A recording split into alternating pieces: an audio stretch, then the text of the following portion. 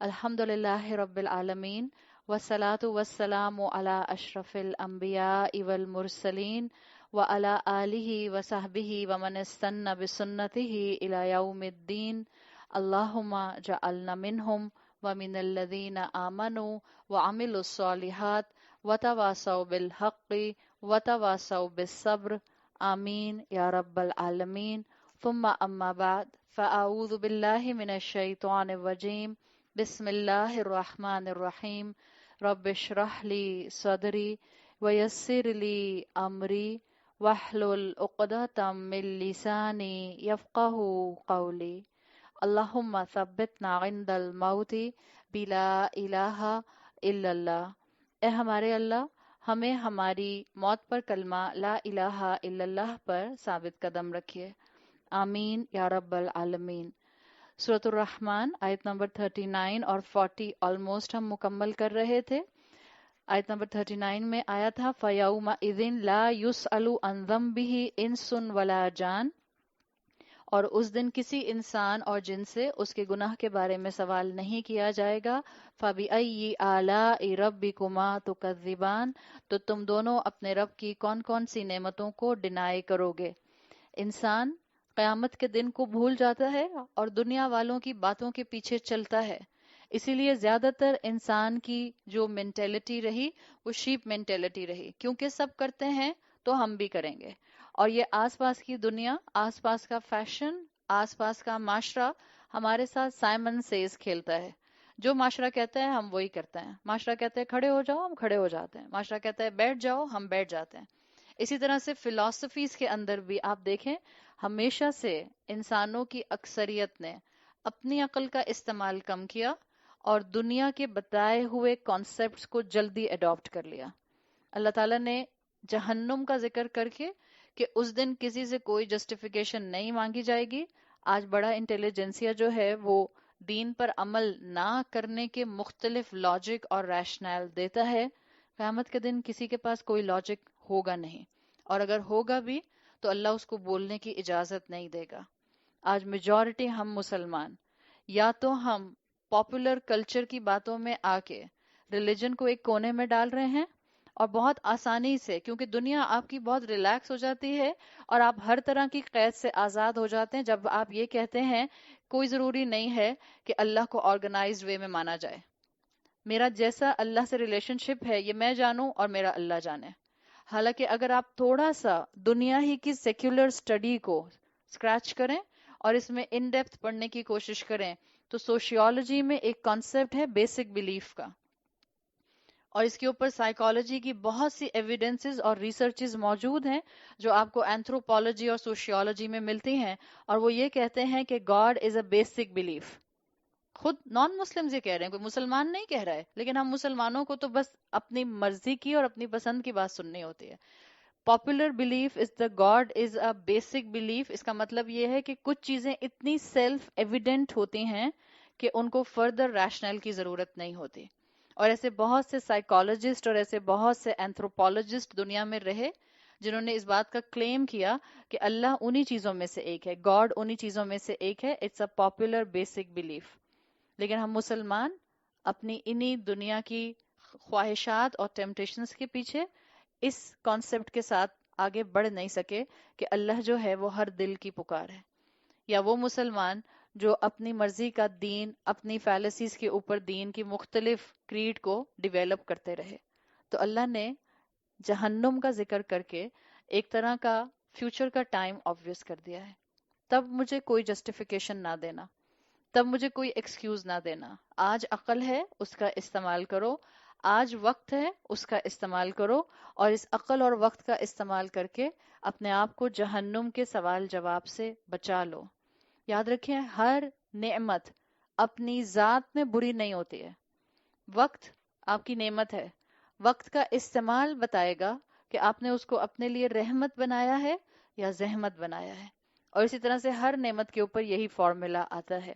آگے فرمایا آیت نمبر 41 میں یعرف المجرمون بسیماہم، مجرم وہاں پر اپنی علامات سے، اپنے چہروں سے پہچان لیے جائیں گے. فَيُؤْخَذُ بِالنَّوَاصِ وَالْأَقْدَامِ، اور پھر ان کو ان کی پیشانی کے بالوں اور پاؤں کو پکڑ کر گھسیٹا جائے گا. روز محشر ہی کا ایک اور سین سورۃ الرحمن میں آیت نمبر 41 میں ڈسکرائب کیا گیا ہے کہ روز محشر میں اللہ تعالی مجرموں کو کیسے سزا دے گا. یہ وہ مجرم ہیں جنہوں نے اپنی پوری زندگی موت تک اللہ کی شان رحمانی کے انڈر آنے کی کوشش نہیں کی. سیلف کریٹڈ دین کو اڈاپٹ کر کے رکھا، اپنی مرضی کے مطابق زندگی گزاری، اور دین کو کسی ڈبے میں بند کر کے، بالکل جیسے قرآن کو شیلف میں رکھ دیا جاتا ہے ایسے ہی دین کو کسی ڈبے میں بند کر کے رکھ دیا گیا، اور کسی ایک یا دو عمل کے ساتھ اس کو بس ایسوسیٹ کر دیا گیا. ایک یا دو عمل کے ساتھ ایسوسیٹ کرنے کا مطلب یہ ہے کہ ہم حج اور عمرہ کر لیں گے، ہم صدقہ کر دیں گے، ریسٹ آف دا تھنگس کوئی ضروری نہیں ہے. نماز پڑھیں یا نہ پڑھیں، روزہ رکھیں یا نہ رکھیں، اللہ کے بتائے ہوئے دین کو، شریعت کو اڈاپٹ کریں یا نہ کریں، یہ ہے دین کو پاکٹس میں بند کرنا. اور اللہ کی نظر میں یہاں پر یہ سب وہ لوگ ہیں جو اللہ کے جسٹس بریکٹ میں آئیں گے. آپ دیکھیں سورہ رحمان میں اب تک جو سورت کا فلو چل رہا ہے، الرحمن نے جنت کے ذکر سے پہلے جہنم کا ذکر مینشن کیا ہے. ابھی تک جنت کا ذکر نہیں شروع ہوا. دنیا کی زندگی تھی، اور دنیا کی زندگی کے بعد آخرت، اور آخرت کے بعد جہنم کی تصویر کھینچی جا رہی ہے، اس سے پہلے کہ اللہ جنت کی نعمتوں کو ڈسکرائب کرے. اسی سے علماء یہ بات مینشن کرتے ہیں کہ انسان کے اندر جو فیئر ایموشن ہے وہ اس کو کامیابی کی طرف اور آگے بڑھنے کی طرف دوڑانے کی زیادہ پاور رکھتا ہے. بچے کو فیل ہونے کا زیادہ ڈر ہوتا ہے، اس لیے ایگزامز کے لیے پڑھتا ہے، ایز کمپیئر وہ سوچے کہ مجھے اسکالرشپ لے کر آنا ہے. زیادہ انسینٹیو، میجورٹی بچوں کو جو انسینٹیو ہوتا ہے وہ یہ کہ کہیں میں فیل نہ ہو جاؤں. تو خوف ہونے کا فیکٹر، خوف کا ایموشن انسانوں کو اکثریت میں بہت سی مشکلات سے بچاتا رہا ہے اور بچا لیتا ہے. تو یہاں پر بھی جو جہنم کا ذکر ہے سورۃ الرحمن میں، یہ اللہ کی رحمت کی مینیفیسٹیشن ہے کہ انسان اپنے فیئر کو استعمال کرے اور اللہ کا خوف اڈاپٹ کرے. دیکھیں اللہ کا خوف، جس کے لیے ایک ٹرم آپ نے سنی ہے خشیت، خشیتن. خشیتن کہتے ہیں ایسے خوف کو جو کسی کے مقام کی وجہ سے، کسی کے آنر کی وجہ سے، کسی کی میجسٹی کی وجہ سے آپ کے دل میں پیدا ہو جائے. ایک اینگل خشیت کا یہ ہوتا ہے جو کسی کے مقام کی وجہ سے آپ کے دل میں پیدا ہو جائے. پھر خشیت کا آٹومیٹک ایفیکٹ باقی آپ کی پرسنالٹی پر یہ آتا ہے کہ جس دل میں خشیت آ جاتی ہے وہ انسان پھر صرف اپنی زبان سے اور اپنے دل میں یہ خوف کا ایموشن نہیں رکھتا، اس کے جوارے، اس کے لمز اس خوف کی مینیفیسٹیشن بن جاتے ہیں. پھر اس کی پوری پرسنالٹی اللہ کی نافرمان نظر نہیں آتی، اس کی چوائسز اللہ کی نافرمان نظر نہیں آتی.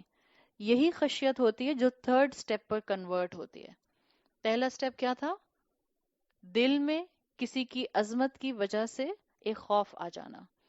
دوسرا سٹیپ یہ ہوتا ہے کہ جب یہ دل میں آتا ہے تو یہ اینگل یہاں پر سٹیگننٹ نہیں رہتا، یہ آپ کے لمز میں ریفلیکٹ کرتا ہے، آپ کی چوائسز میں ریفلیکٹ کرتا ہے، آپ کے کردار اور اخلاق میں ریفلیکٹ کرتا ہے.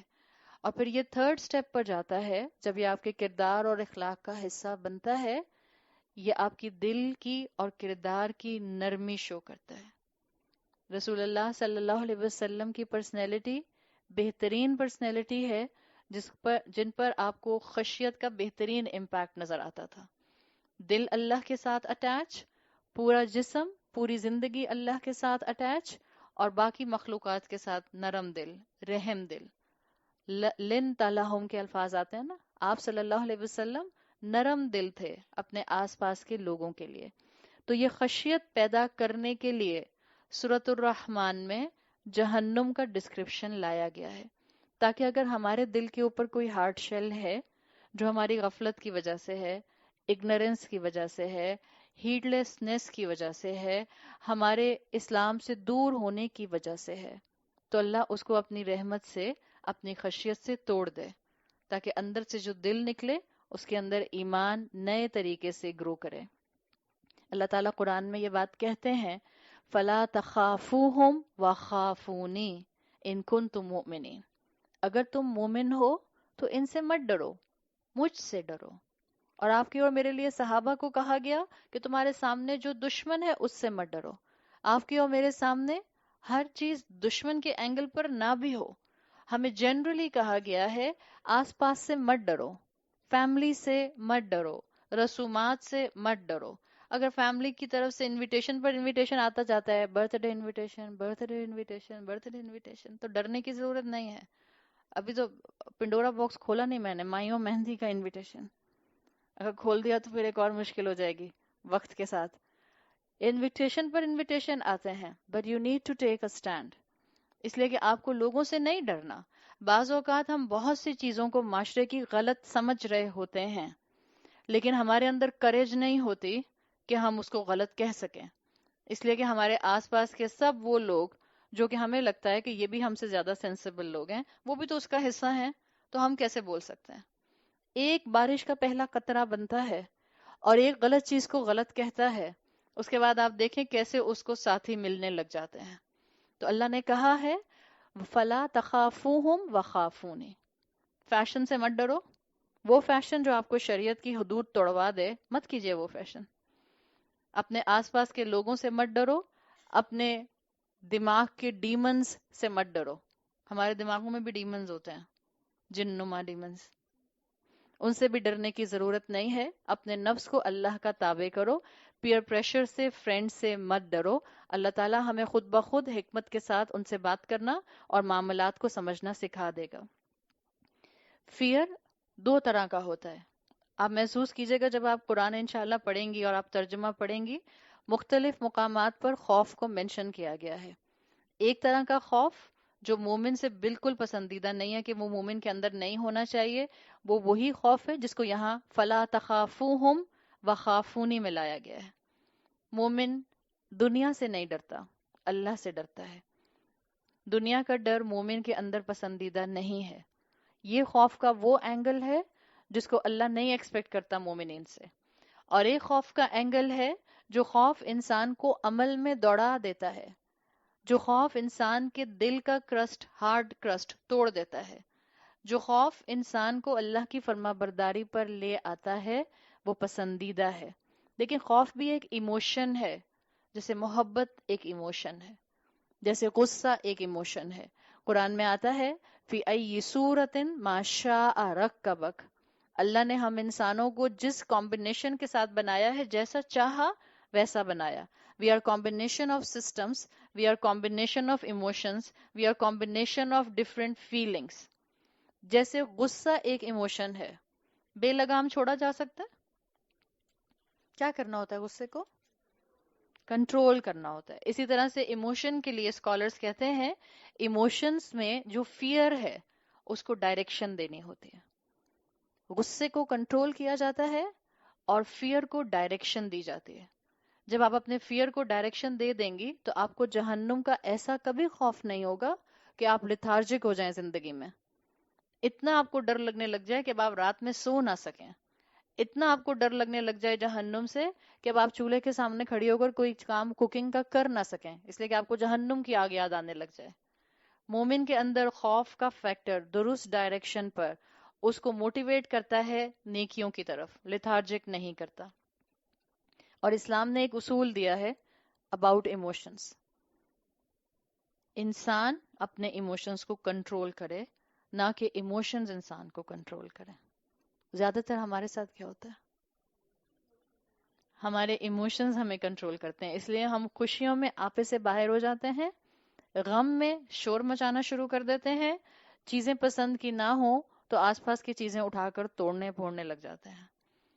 یہ اس لیے ہوتا ہے کہ ہمارے ایموشنز ہمیں کنٹرول کر رہے ہوتے ہیں، جبکہ اسلام نے اصول یہ دیا ہے آپ اور میں اتنے مضبوط اور سٹرونگ ہوں کہ ہم اپنے ایموشنز کو کنٹرول کریں، بجائے اس کے کہ ایموشنز ہمیں کنٹرول کرنے لگ جائیں.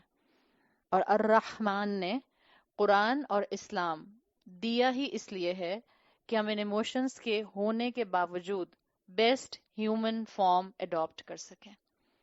اللہ یہی چاہتا ہے. اللہ یہ نہیں چاہتا کہ ہم اپنے اندر سے ہر طرح کا ایموشن نکال کر پھینک دیں. اللہ یہ نہیں چاہتا کہ ہم اپنے نفس کی ضروریات کو پورا نہ کریں. اللہ یہ نہیں چاہتا کہ ہم اپنی ذمہ داریوں کو ایک طرف کونے میں ڈال کر موناسٹریز میں جا کر بیٹھ جائیں. اللہ بیلنس چاہتا ہے. اس لیے اللہ نے کہا تھا کہ اللہ نے انسان کو کمبینیشن کے ساتھ بنایا ہے. آپ دیکھیں قرآن میں موسیٰ علیہ السلام کا ذکر آپ کئی دفعہ پڑھتے ہیں اور بہت کثرت کے ساتھ موسیٰ علیہ السلام کا ذکر آیا ہے. موسیٰ علیہ السلام کی پرسنالٹی کے بارے میں جن اسکالرز نے بہت تفاسیر میں لکھا ہے وہ کہتے ہیں کہ موسیٰ علیہ السلام کے اندر آپ کو شروع سے فیئر فیکٹر ملتا ہے، جس کی وجہ سے اللہ تعالیٰ نے ان کو کئی مقامات پر حکم دیا کہ آپ ڈریے نہیں، آپ جائیے. آپ ڈریے نہیں، ہم آپ کے ساتھ ہیں. آپ ڈریے نہیں، آپ کے لیے آپ کا رب جو ہے وہ کوئی نہ کوئی سورس پرووائڈ کرے گا. موسیٰ علیہ السلام نے جس وقت میسج کو کیری کر لیا، جب وہ سمجھ گئے کہ اللہ تعالیٰ ان سے کوئی کام لینا چاہتا ہے، تب جو ان کے اندر ایک نیچرل فیئر تھا انہوں نے اس کو ڈائریکٹ کرنا سیکھ لیا.